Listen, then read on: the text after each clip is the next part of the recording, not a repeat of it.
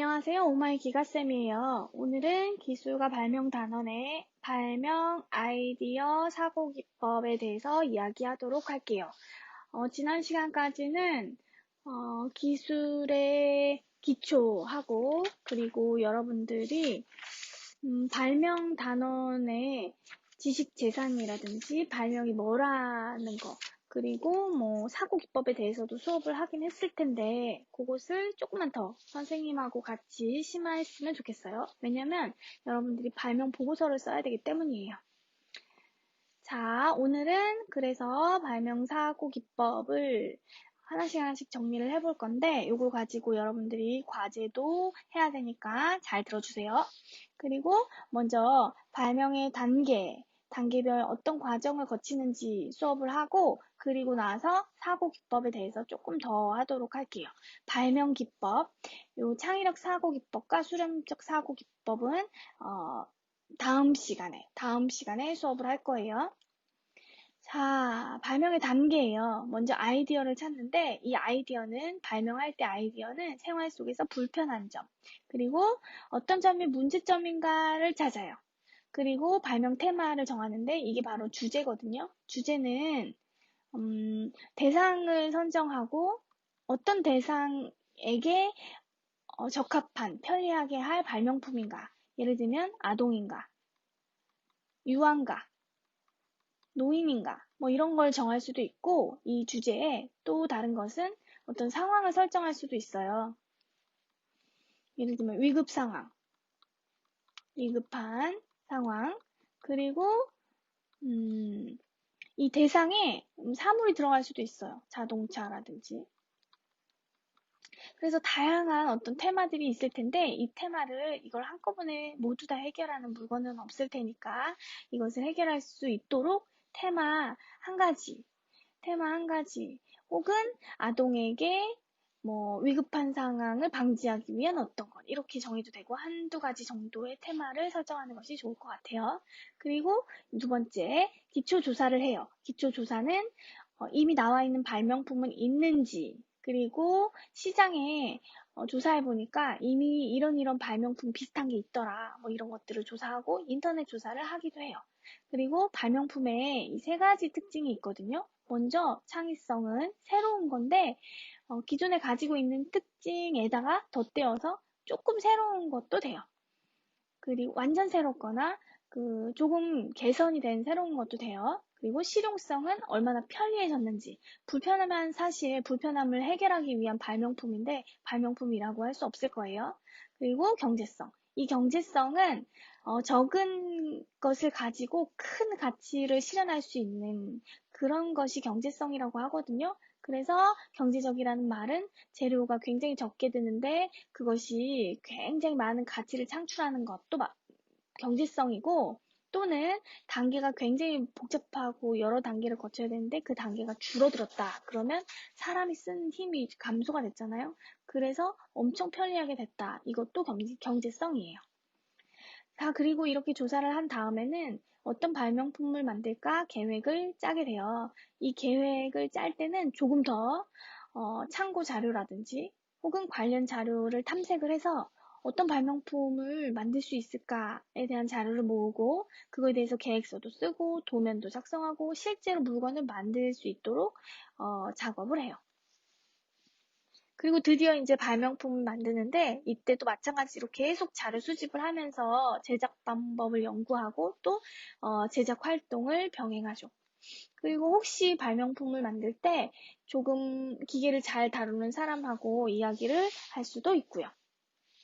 그리고 그것을 이제 발명품을 만든 다음에는 써보고 실험해보고 현장에 적용해보고 그 결과를 분석해서 문제점을 수정하고 발명품을 보완해 나가요. 이렇게 발명품은 보완되면 될수록 더 좋은 발명품이 되거든요. 그래서 사람들의 피드백을 많이 받아보고 이게 정말로 사람들이 편리해지는구나, 경제성이 있구나가 검증이 되면 드디어 판매를 하거나 이 발명 아이디어는 아무한테도 주면 안 돼. 내가 내 이름으로 특허를 낼 거야 하면서 다른 사람은 내 아이디어 쓸 때 돈 내야 돼 라는 그런 특허에 대한 권리를 받을 수가 있게 돼요. 여기까지가 발명의 단계예요.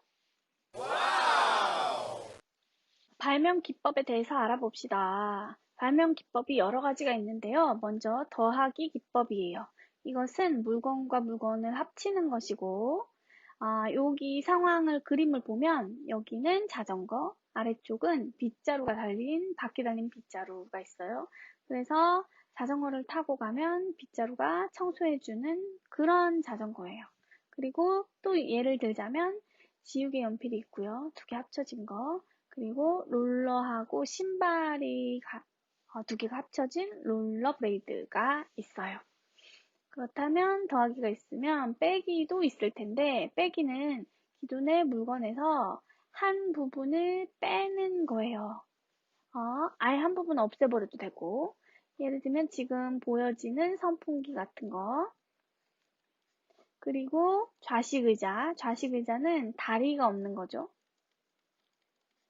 그리고 무선 이어폰은 선이 없는 거고 이렇게 어떤 것을 빼는 발명 기법도 있고 세 번째는 재료를 바꾸는 거예요. 이것은 컵인데 유리로 되어 있었겠죠. 그게 너무 불편해서 일회용 종이로 재료를 바꾸어서 해볼까 해서 종이컵이 탄생한 사례예요. 플라스틱 컵도 있고요. 플라스틱 컵도 재료를 플라스틱으로 바꿔볼까 하는 아이디어에서 출발했겠죠. 그리고 녹는 이쑤시개가 있으면 좋겠다. 자, 그게 녹말 이쑤시개고요. 친환경적이고, 그리고 분해가 가능하고. 자, 넘어가서 모양 바꾸기. 여기 파스가 지금 이렇게 굽어져 있는 게 보이시나요? 그래서 요거는 모양만 바꾸면 되는 거라 모양, 형태, 색깔을 바꾸는 형태고요. 요술 빨래, 그리고 구부러진 물파스, 그리고 구부러진 칫솔 같은 것이 모두 다 모양 바꾸기의 사례예요. 그리고 확대하기는 기존의 작은 물건을 크게 하는 거. 예를 들면 휴대용 연필깎이, 여기 보는 파라솔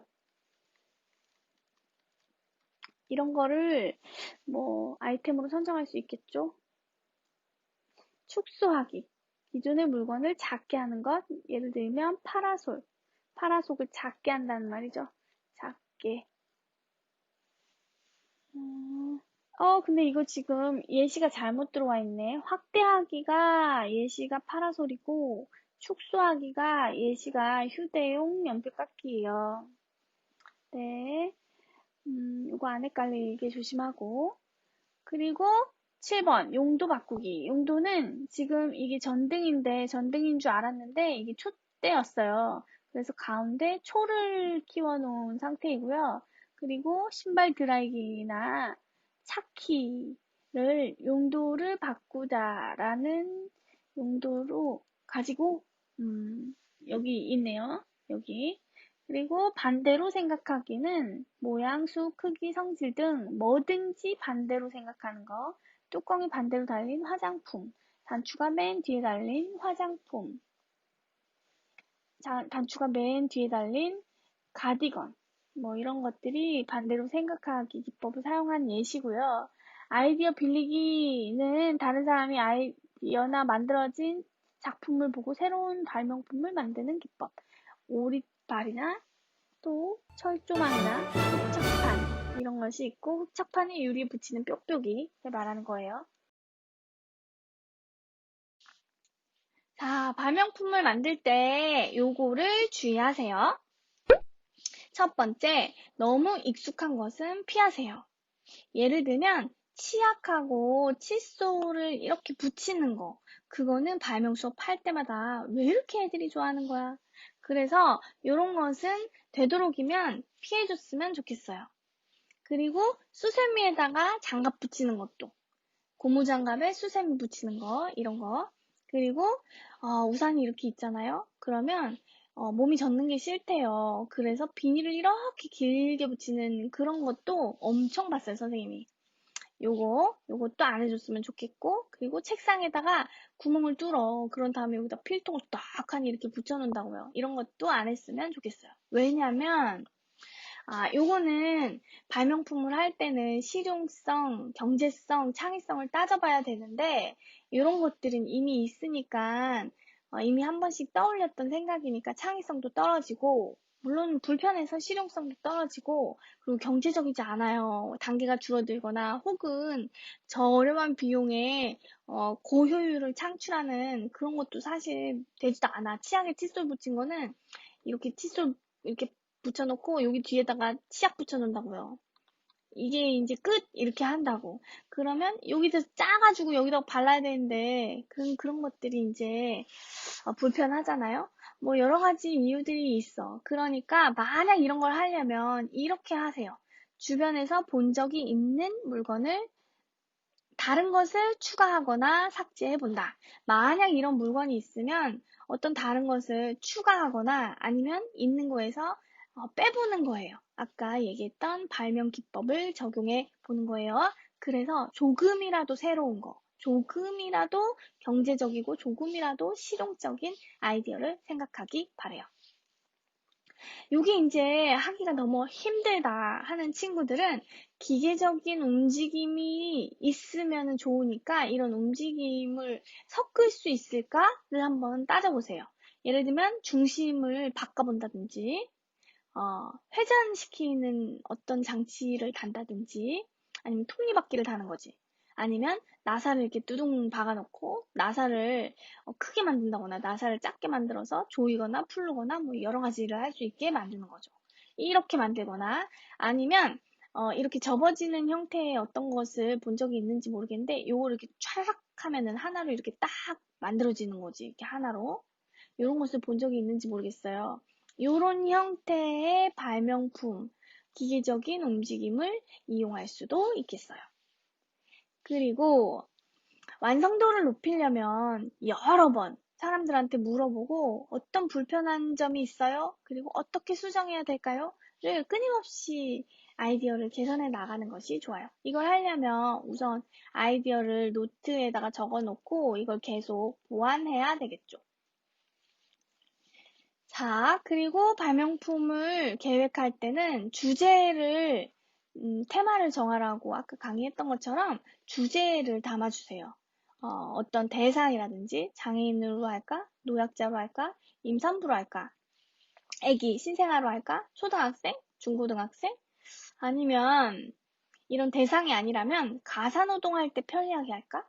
운전할 때 편리하게? 환경오염 방지를 위해서 어떤 물건을 만들 수 없을까? 이런 상황들도 정할 수 있잖아요. 그러니까 이런 것들을 정해놓은 다음에 발명품을 떠올리면 불편했던 걸 떠올리면 생각이 날 수 있거든요. 너무 방대하면 뭘 해야 될지 몰라. 그래서 여러분들이 생각할 때는 항상 이런 대상 정하고 상황 정하고 어떤 부분에서 내가 발명품을 생각할 것인가 를 정해서 발명품을 생각해 봤으면 좋겠어요. 그리고 발명품은 항상 실용성, 창의성, 경제성 이 세 가지를 생각해야 돼요. 실용성, 편리, 창의성, 새로운 거, 경제성, 이거는 적은 비용에 높은 가치를 창출하는 거, 이렇게 세 가지를 항상 따져보고 조금 더 편리해야 돼요. 조금 더 가치를 싸게 들여가지고 높은 가치를 발생할 수 있는 물건이어야 돼. 그래서 이런 것들을 생각해서 발명품 아이디어를 낸다면 실제로 발명 특허 출원을 하더라도 판매가 이루어질 수 있는 특허까지도 여러분들이 할 수 있을 거라 생각해요. 그래서 꼭 여러분들이 이런 것을 가지고 과제도 제출해 주었으면 좋겠어요. 과제에 대한 영상은 조금 다음 차시에 그러니까 선생님이 영상 한 4개 올리잖아요. 그 중에서 다음번 거에 올려주도록 할게요.